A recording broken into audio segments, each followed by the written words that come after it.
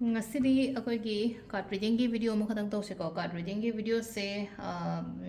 monthly ki kari ki kara ki kem na tabida ko haidi aingonda hojik yamna ayet apan lege na khalase paisa gi oiro thabak ki oiro natraga tai tai xyz reason amagi damakta haidar hairase ko daw bu hairase natraga relationship bu hairase sise kayam kuina legi gadagi haibado happy yengse ko adu sisena haidi aingonda hojik hojik yeliba paliba mayam se ko kayam kuina legi gadagi khotkedage haibado tugi matang dane ko adum ai card ahum khatang thokchage ko ai popa numiki matungina ko card ahum kwai amja nomajing de horase ko nomajing gi oina haidi 3 cards khatang thokchage ko haidi aingonda hojik panba yetpase kyam kuina legi gadage ko dugi matang dane ko silaise ko sida lady se hairasine ko sida khudong chabudi lakani ko khatang yet papan base hai tar ko tha taruk ama taret ama admai taroga lai ko tha taruk taret ama laire aduga amana july se lantho adi khara su phagani ko july su lantho adi khara su phagani hojik se hai tar ko july lo shilakpa ko chalakpa gumba aingon haji yet le palle chang nuai ta bo haire relationship nuai ta bo haire exam bo haire suguma mam se ko july se lan gragadi phai aduga amana laina ko hope hairasne ko silaise ko nupisina thammise asha thamjabane silaina ko hadi positive oyo aduga hope yam thamo habana ko sa hope thamo aina tawriba thabak aina chatliba thabak sida ko hope and positivity thambiyo definitely silaina ko aingonda yeliba palliba mayam se thuna loisalani ko sisina khoi gi numaijing gi oina leire ko mathangi ningdo ka bagi amu yeminarase ko the taret khatang ni ko taret la khatang ni ko taret haragadi ngasai gi aham numaijing gi lore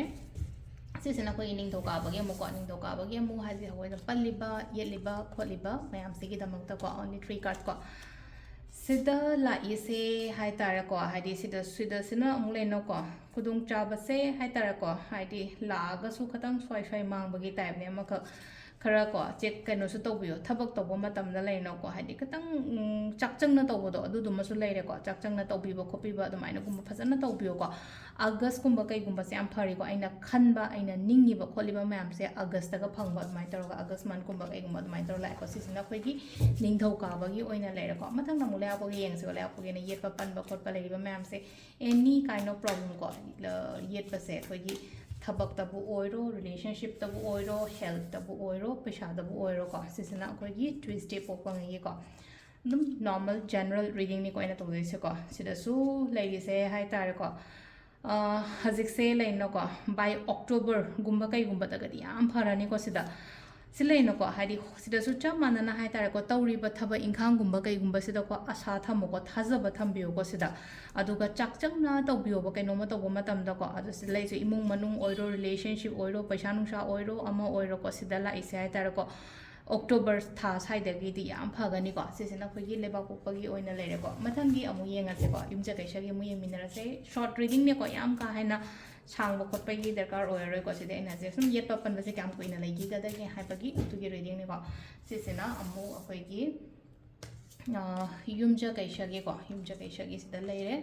yumja kaisa popangai gi oina silai se ko yumja kaisa popangai gi oina sida lai se hotna biyo hojik lai nako aina hotna riba aina tawriba kholiba mayam se haina haira ne ko sidana amung lai nako tha ani ahum gumba kai gumba ha tha ani umaina haira agadi september se phai aduga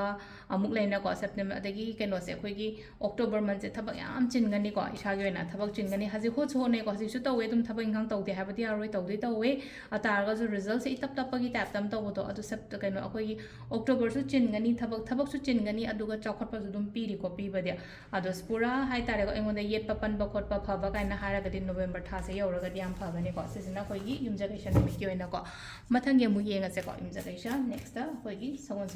sen po ngai gi oina engon da huji hai tare ai gi ayeda pan phau ma'am se karama matam phau lai gi gadagi hai ba do to dum gi minar se ko sisina sagon sen po ngai ko sagon sen po ngai gi oina sile se ko khoi gi sida se silai se 3-4 months da 3-4 months se hai tar ko 3-4 months se am phajana lai no ko patience लेको सिलाइको नुपीजे लाई खोरमगा खोलगा लेको patience कुंब लेबियो patience ले हाथु हाथु हाथु है ना खनगनो सिलाइको पेशेंस लेयो अइना गाइरिबा अइना कइनो तौगे हाना खलिसे तो को 3-4 मंथ्स से डेफिनेटली लाकनी हाइना अदुमाइ तरो खनबीबको सिसिना खोगी सबोनसेन के ओइना ओइरेको मथंगी इराइगे मुयें मिनरसिको इराइगे ना कई लाके को इराइगे ना अइगोंदा जी येलिबा पल्लिबा खोलिबा अइगोंदा प्रॉब्लम्स आइबा मैम से करम कांदा फरकदगे को सिसिना इराइ पोकंगैगी को यामना सांगबा नत्तबिदा शॉर्ट रीडिंग निको आइगिसा सिसिना इराइगी को इराइगी को इराइगी सिदा लेसे खोगी जून जुलाई अगस्त सेप्टेम्बर मंथ्स कुंबा कईगुंबा से फैको सेप्टेम्बर मंथ फरेको अदु हाइदि सिदगी हाइदि सेप्टेम्बर मंथ से फबा खोपम लेनो अदु खतंग मतम दे खतंग सांगेको सिदा मनको चाही अनी गायना हारसे लाकदोरबो चाही अनी से याम फना लेरि बैसागी ओना हाइदिको साइकिल अमा कंप्लीट ओइबा हारसनको सी साइकिल अमा कोनजलगा लेत्रा अदुना हाइदि कंप्लीशन की फेस अमा लाइबन हाइदि बाय 2028 तगदि याम फरानिको हजि फते हाबे यारो हजि लेरिबा सिदगी हेना फगतपा ओइना ओइबो 2028 फैमिलीज के का हाइदि लाम लेमिने खोमिने का हारगदि सी कानसिदा हाइदि कोजे फजना लेमिनाबा खोमिनाबा अदुमाइ तरबो ओइबदो दु ओइना ओइरेको अदुगा लास्टि थांजगिको थांजगो मिंगैगिना हाइदि क्याम कोइना येतकदगे क्याम कोइना पनगदगे खोतकदगे को ओइना तौरिबो खोलिबा मैम से हाइपे येंगासेको हाइदि थबा इंखांग ऑब्स्टिकल्स ऑब्स्ट्रक्शंस क्याम कोइना लेहिगदगे को सिसना सैटरडे गी ओइना हारगदि कितंग टेंशन स्ट्रेस कुंबा लेको पैसा नुसागी ओइना मथा साइ खरो को सी से शॉर्ट टर्म पीरियड्स किने हाइना खनबे को शॉर्ट टर्म पीरियड सिगी फेस सिजु लांथोखिनि को सी फेस से लांगनी नवंबर गुंबा कई गुंबा से साइदा को साइ कांसिदा कइनो तरकनि को सिलाइसे हाइदि हराउ तेंबागी हजिति साइ याम सेंगना हारा कांदा को अदुबु आइना हाइजगदबा हारगदि नवंबर गुंबा कई गुंबा साइसे को हाइदि सिदगी फाइनेंशियली करी करा प्रॉब्लम्स कुंबा लेरिबा खोलिबा मैम से लोइनम कइनो तौगनि को अदु आइना अखोगी कइनो मा हापसबने को रेमेडीज के ओइना मिसिंग नंबर के मा हापने को अदु दो प्रैक्टिस तौबियो हाइदि अदुम येंगगो कमाई तौगदगे खोकदगे हाइबदो को अदो सिदा लेरे ngasi gi oina ko short reading ma'am के दमकता थैंक यू